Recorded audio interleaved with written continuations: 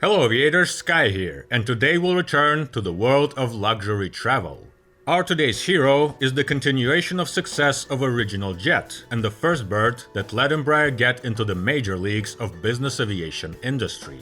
And now one of these airplanes will help me tell you the story of its birth. Welcome aboard. The Legacy 600 is a business jet developed by the Brazilian Embraer Corporation in the beginning of the 2000s. It is the first corporate plane made by the guys from South America and a renowned member of the super mid-size business jets class. Naturally, the story of its inception is quite unusual. The story did not start with business aviation at all. In the mid-90s, Embraer introduced its newest airliner, the Embraer Regional Jet, or simply ERJ. It was a family of small jet planes with a capacity of up to 50 passengers. This family turned out to be a success. Embraer was delivering hundreds of these machines all over the world, and airlines were giving them very positive feedback. Already then, the guys from Embraer were contemplating the idea of creating a business version of these planes.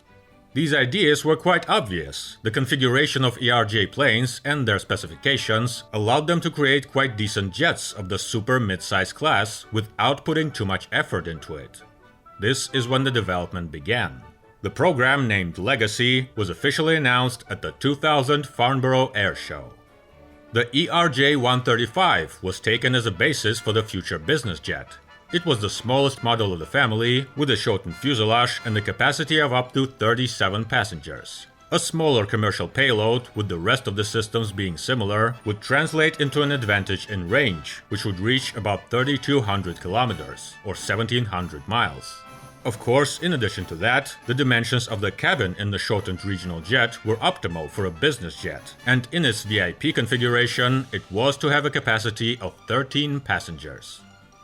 The use of an already tested base made the development much simpler. In fact, most of the components and systems of the airplane did not just already exist, they were mass-produced, certified, and tried in action. An oddly similar story can be seen with Embraer's main competitor from Canada. There was a time when Bombardier used its tried and true Challenger business jet as a base for its regional CRJ plane. This time around, Embraer used its tried and true regional ERJ as a base for the Legacy corporate aircraft. This fact becomes even more obvious when you take a look at the first test flights. Instead of building a completely new prototype, Embraer started off with what essentially was a reworked prototype of the first ERJ. And the plane did not really get all that reworked, it just got some new airframe elements. A striking novelty for Embraer was the installation of winglets, which were barely used back then. They were a standard option only on the 145 SA model, but this was an AWACS aircraft, which is quite a specific machine to say the least. Only the second prototype, which made its maiden flight in 2001, became a full-grown prototype with upgraded avionics, engines, and of course, fuel tanks. Yet again, thanks to the already proven base, the certification was quite swift and was completed already in 2002. The lineage of the original jets is easy to see in the Legacy's documentation. In fact, in its certificate, it is still recorded as EMB 135BJ. And it is formally regarded as a modification of this original jet. Therefore, Legacy 600 is actually just a brand name. This has been a teasing point for the competitors, who like to outline that the Legacy is just a VIP version of a commercial airliner, not a full-grown business jet. Formally, yes, but let's be honest, this business jet has gone a long way from its original father. Well now, what is the Legacy 600 all about? We've been lucky enough to get personally acquainted with this plane. We are in the business terminal at the Vnukovo Airport in Moscow, and right in front of us, we've got a young bird from the business aviation operator Sirius Aero. In general terms, the overall configuration of this business jet is not all that different from the base airliner. It is 26.3 meters or 86 feet long and 6.76 meters or 22 feet tall, just like its predecessor. However, its wing got updated with an additional meter of wingspan and a set of winglets, increasing its overall span to 21.17 meters or 68 feet. It features a standard set of ailerons, flaps, and spoilers. It doesn't have any slats, which allowed you to increase the internal space for larger fuel tanks and simplify the high-lift devices. This is quite a widespread approach in smaller airplanes, be it regional airliners or business jets. With that, in order to improve the aerodynamic quality, the wing has been fitted with vortilons under the front edge and vortex generators, which are in turn found on the upper edge, right in front of the ailerons. The vortilons are quite an exotic solution, but not new at all. Embraer already successfully used them on their ERJ regional jets, while the small vortex generators are nothing special. You can find them anywhere. The empennage is made up of a classic T-tail. The control surfaces are rather large, while the relatively short tail fin is combined with a stretched out leading edge extension and a couple of stylish stabs under the fuselage. This is yet another small distinct feature. The original ERJ planes do not have such stabilizer fins. The business version got a bit heavier, and its maximum takeoff weight has reached 22.5 tons, or 49,600 pounds. Most of this additional weight is made up by the fuel. Actually, the fuel system is one of the brightest differences between the Legacy and ERJ planes. Compared to the commercial airliner, the business jet had to have a considerably extended range. This meant that apart from aerodynamic improvements and engine enhancements, there was also a need for more fuel. The plane got an optimized fuel system, enlarged wing capacity, as well as 2 additional tanks, in the aft and in the front section of the fuselage. This is why the wing box fairing is stretched so far forward, which is quite noticeable from outside. The mission was accomplished. The fuel capacity grew from 5 to 8 tons, and consequently the range topped 6,300 kilometers, 3,400 miles, twice as much as the ERJ-135. The business and regional jets share a common power plant, which consists of 2 Rolls-Royce AE3007 turbofan engines. It is already a time-proven family of jet engines, which can also be seen in such planes as the Cessna Citation 10 and some large Boeing and Northrop drones, including the notorious RQ-4 Global Hawk. Each of these Burning Hearts delivers up to 35 kilonewtons of thrust. Such power is plenty for this plane. The Legacy 600 flies at a cruise speed of 450 knots, which is about 830 km per hour, at an altitude of about 12.5 kilometers, or 41,000 feet. These specs are not outstanding for business aviation, but they are at the same level as the other super mid-size colleagues. As expected, this plane has a full-grown auxiliary power unit. In this case, it is the APS 500R model made by Hamilton Sundstrand, and as usual, it can be found in the aft section of the plane. The plane has a tricycle landing gear. The main gears are fitted with 2-wheeled bogies. This is more or less a standard set, which is plenty for planes of Legacy's weight.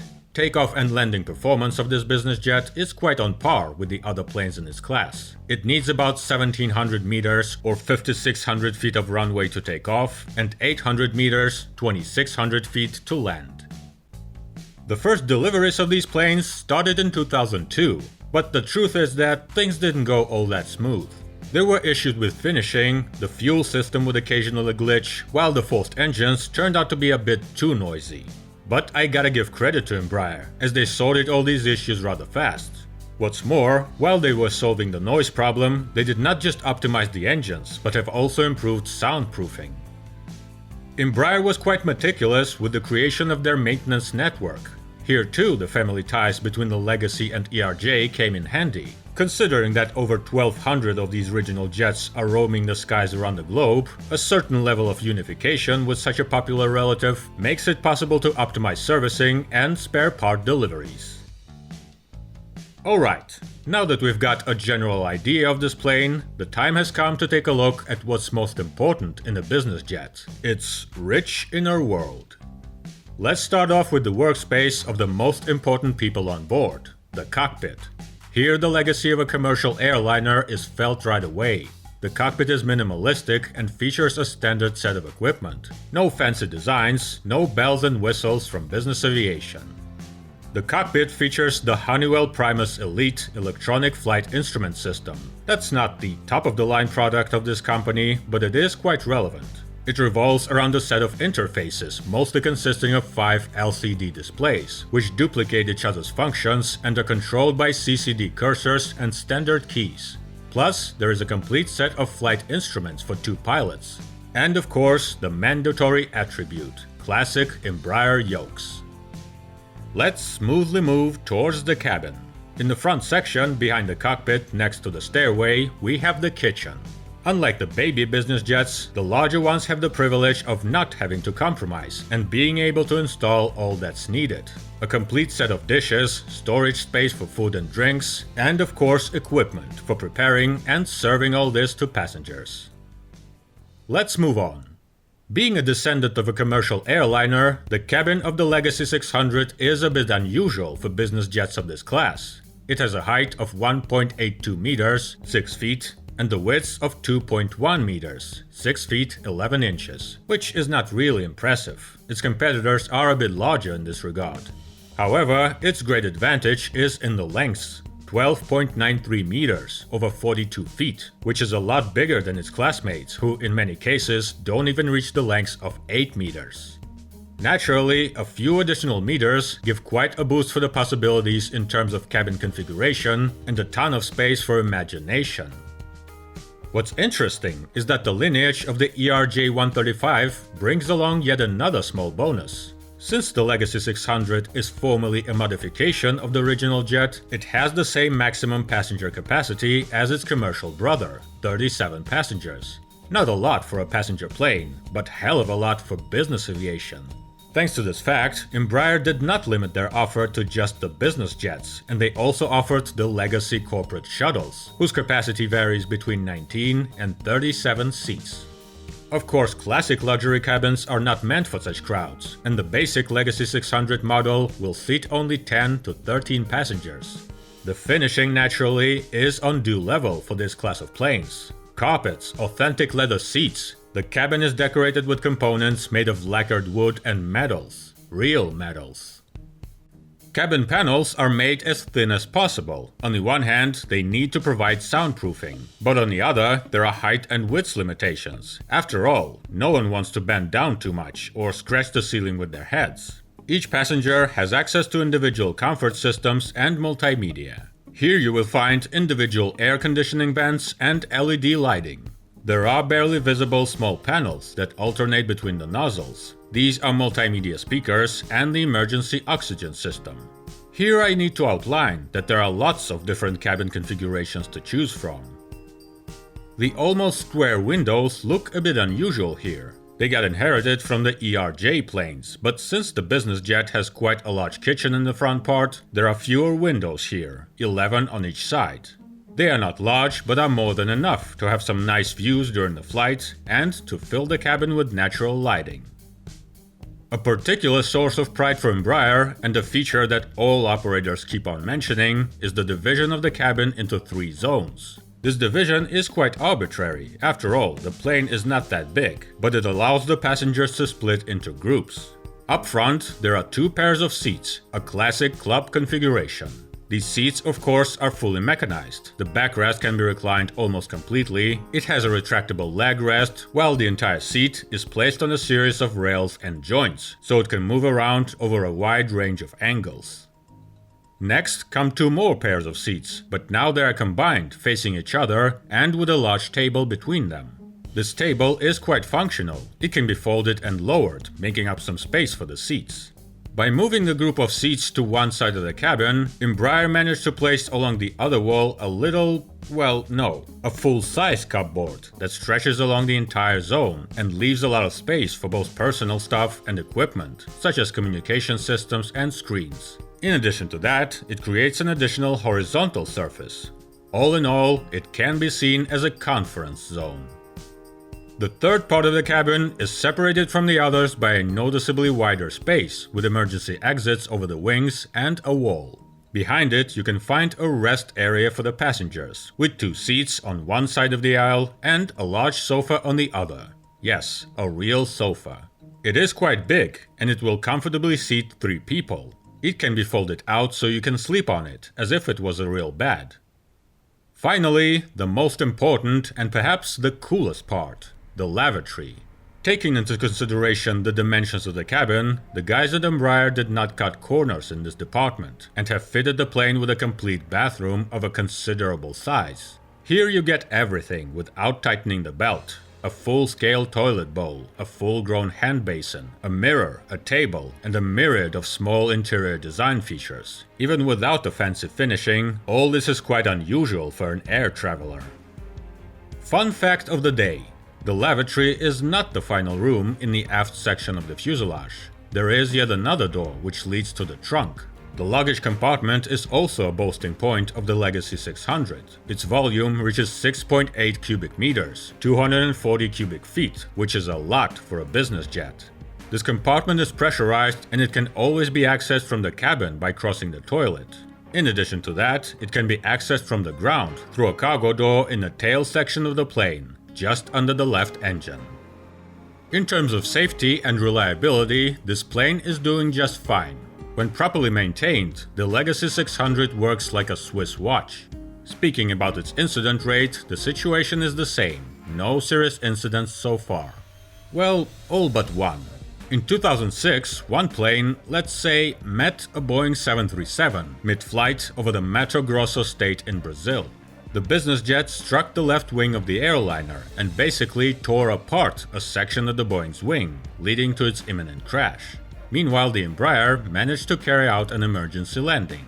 This case can hardly be included in the incident rate statistics. After all, a mid-air collision is not your everyday accident, and let's be honest, the 600s got lucky.